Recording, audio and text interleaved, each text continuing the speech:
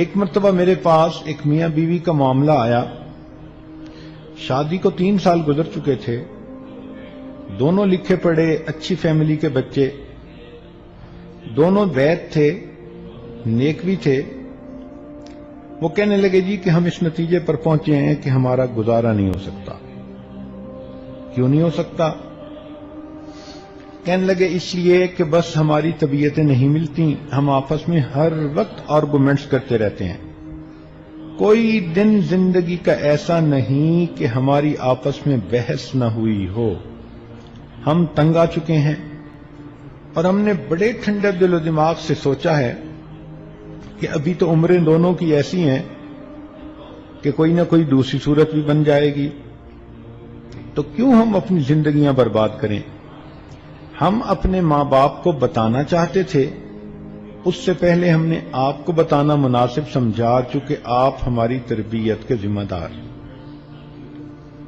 میں نے ان سے چند منٹ بات کی اور فگر آؤٹ کر لیا کہ مسئلہ کیا ہے. ان دنوں کچھ کاروبار کی پوزیشن اچھی نہیں تھی، تو خاوند کے 1-2 جو معاملات تھے وہ پھنس گئے، پیمنٹس رک گئیں، تو وہ بہت ٹینس ہوتا تھا. اس لیے جب دفتر سے گھر آتا تھا تو بہت سنجیدہ. بیوی کھانا پکا کے 1-2 گھنٹے سے انتظار میں بھوکی بیٹھی ہے کہ خاوند آئے گا، میں مل کے کھانا کھاؤں گی. جب وہ خاوند کا چہرہ دیکھتی کہ اتنا سیریس، تو نتیجہ وہ یہ نکالتی کہ شاید میں اپنے خاوند کو پسند ہی نہیں. اور جب وہ یہ سوچتی کہ میں اپنے میاں کو پسند ہی نہیں تو اسے غصہ آتا، کیونکہ وہ خوبصورت بھی تھی، نیک بھی تھی، تعلیم یافتہ بھی تھی، اچھے گھرانے کی تھی اور اس کی فرسٹ کزن بھی تھی. وہ کہتی تھی میرے اندر کیا کمی ہے جو یہ خاوند میری طرف پیار سے نہیں دیکھتا. چنانچہ بیوی بھی چڑ جاتی، خاوند ویسے سیریس ہوتا اور دونوں کے درمیان پھر ایک دوسرے کے ساتھ خوب بحث مباحثہ ہونے لگ جاتا.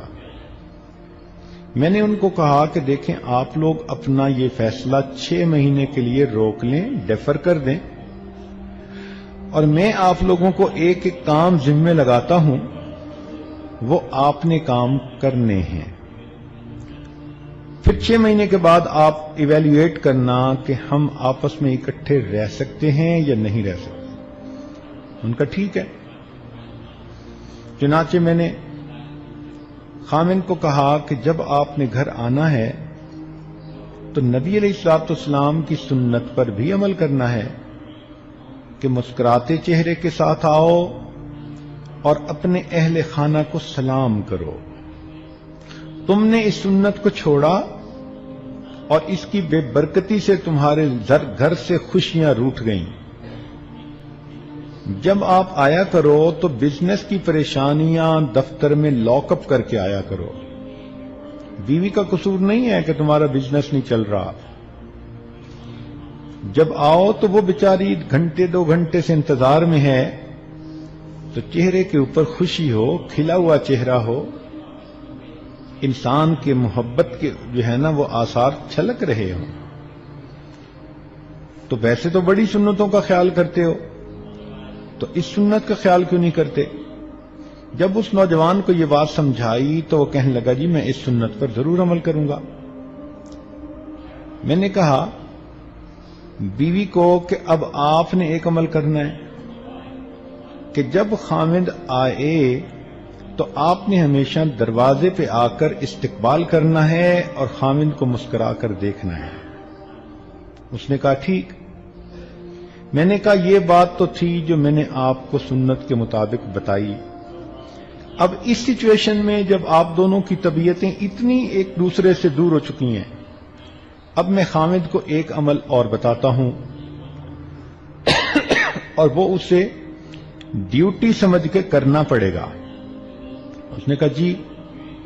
میں نے کہا کہ آپ جب بھی گھر آئیں تو میاں بیوی ہی تو گھر میں رہتے ہیں اور تو کوئی ہے نہیں، تو آپ مسکراتے چہرے کے ساتھ آئیں گے اور جب گھر میں آ جائیں تو آپ اپنی بیوی کو مسکراتا دیکھ کر اس کا بوسہ لیں. اب یہ لفظ سن کے خامد تھوڑا حیران ہو کے میری طرف دیکھنے لگا. میں نے کہا تمہاری اپنی ہی بیوی ہے, حیران کیوں ہو رہے ہو؟ اب وہ حیران کہ حضرت کیا کہہ رہے ہیں؟ میں نے کہا کہ تمہیں نفلوں پہ اتنا ثواب نہیں ملنا جتنا اس بوسے پہ ثواب ملنا ہے. خیر جب میں نے اسے زور دے کے بات کی تو اس نے بجھے دل کے ساتھ کہہ دیا جی بہت اچھا. میں نے اس کو خوب ٹائٹ کیا کہ اگر تم نے یہ عمل نہ کیا تو اس کا مطلب کہ تم اس گھر کو آباد کرنے کے لیے کوشش ہی نہیں کر رہے, سارے ذمہ دار آپ ہوں گے. وہ کہنے لگا نہیں جی میں انشاءاللہ اس پر عمل کروں گا.